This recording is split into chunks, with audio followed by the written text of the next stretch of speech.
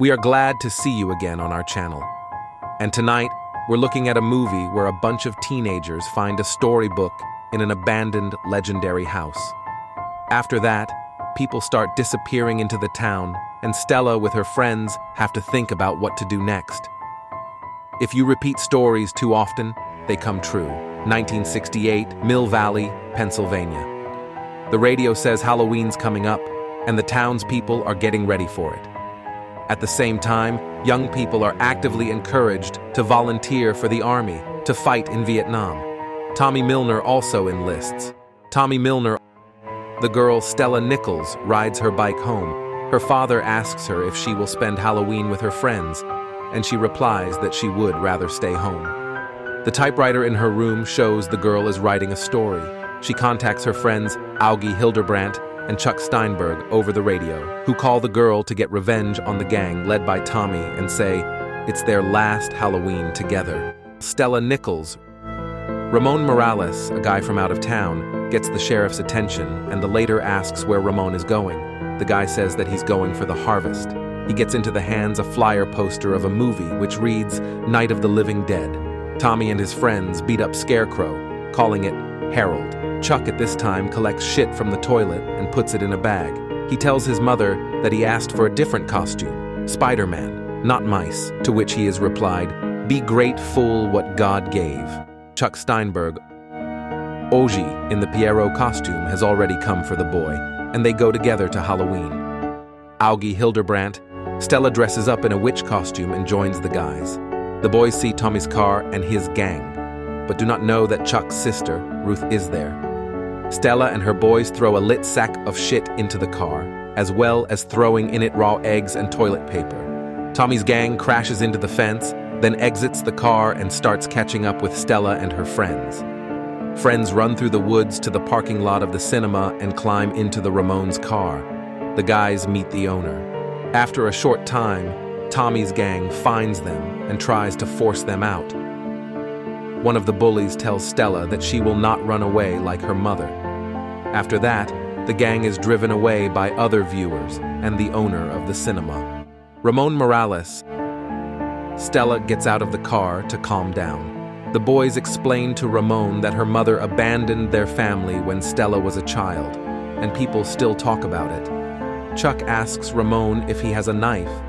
Then Stella invites a new friend to show the house with ghosts. They come to the house.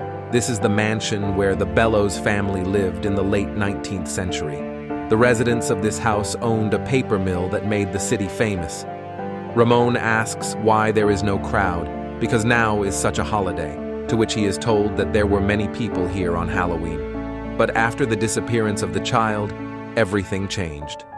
The guys see the lock on the door, but Ramon opens it with a pen.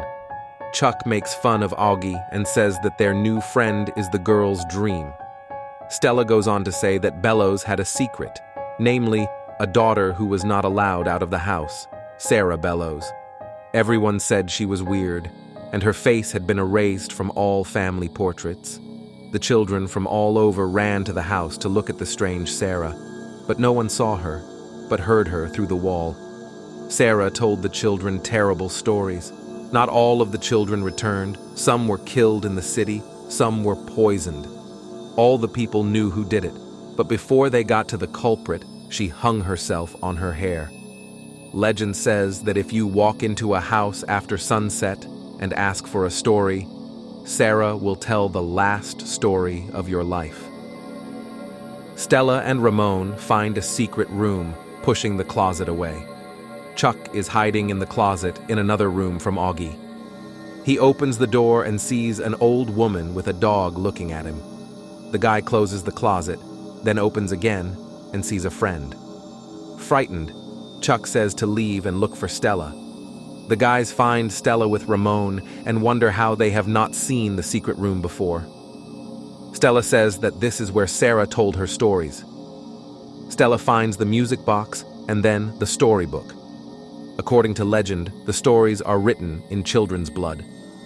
Chuck asks them not to touch anything and says to leave. At this time, the door closes. This makes Tommy outside.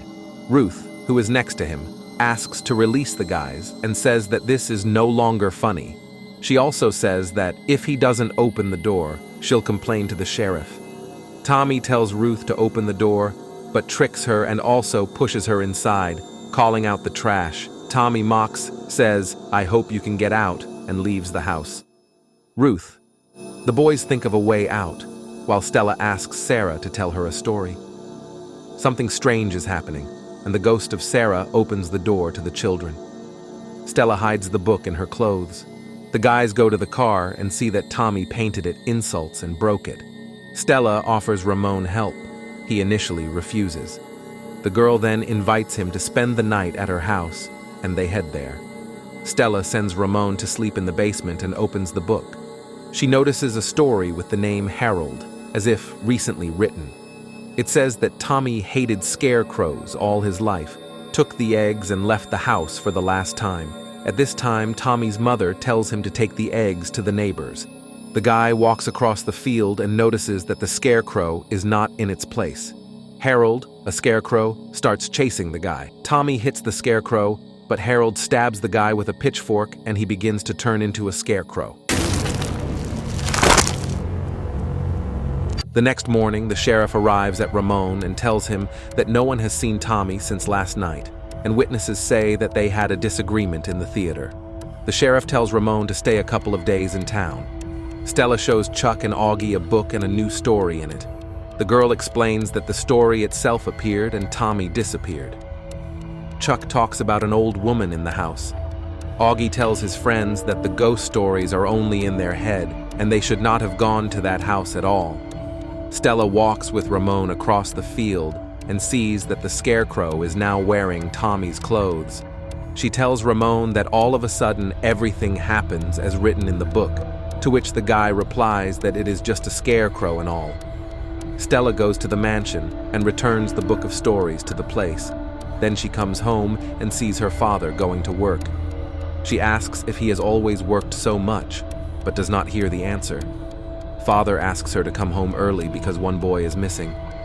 Ramon comes to visit Stella and takes off her shelf a book with stories. The girl says she carried it back to the house. The book opens, and Stella and Ramon see with their own eyes how a new story with the name Thumb appears on the page, in which the name Augie appears. Stella and Ramon warn their friend not to eat anything, because according to the story, the guy will eat stew with a dead man's finger.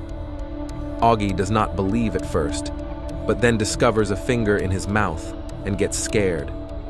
The guy hears a voice and runs to his room. He climbs under the bed, then goes out to see if there's anyone in the room, and the evil drags him back.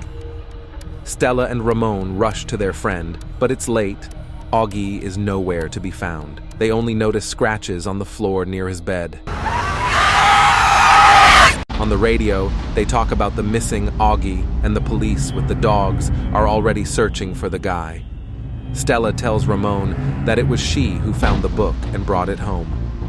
The guys are sitting in the parking lot of the cinema. The girl blames herself for everything, including the runaway mother.